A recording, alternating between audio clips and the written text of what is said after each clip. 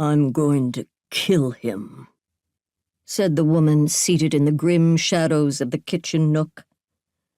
"Good morning."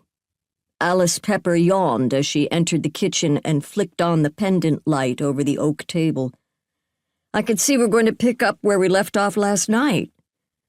Alice noticed that her friend was still smartly dressed in a black pantsuit with a gold and bronze-striped shirt that complemented her brown skin.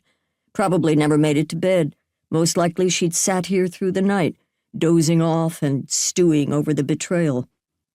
And yet, Ruby looked fabulous. Her hair and makeup were impeccable as always. Her lips were taupe-colored with a subtle sheen, and a layer of gold eyeshadow highlighted her chocolatey eyes. Even in desperate times, Ruby Milliner maintained her polished appearance. Alice paused by the table. "Honey, you look fabulous, but I have to ask, did you get any sleep at all?" "I won't rest until he's breathed his last stinking breath." "That's one way to work through it." "This is not a therapeutic exercise, Alice. I'm going to kill him.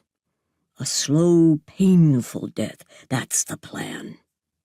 Ruby turned a puzzle piece in her hand as she stared blankly toward the mountains.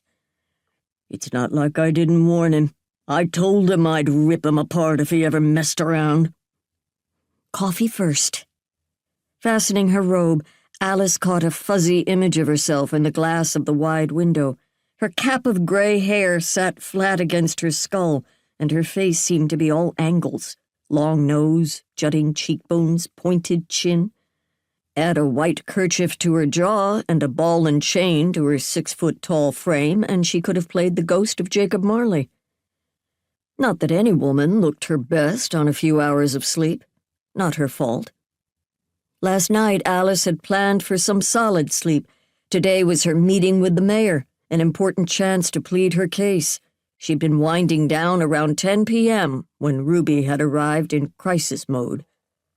Alice yawned. She was running on a half-empty tank, which was not a good look for a woman who was no longer on the sunny side of 60. "No one should be up this early." "I never went to sleep," Ruby muttered. That explained why her shiny black locks fell over her shoulders and curled gently at the ends. Or wait, was that a wig? With Ruby, she was rarely sure, unless she was sporting an elaborate hairstyle of twisted braids or sculpted colored hair.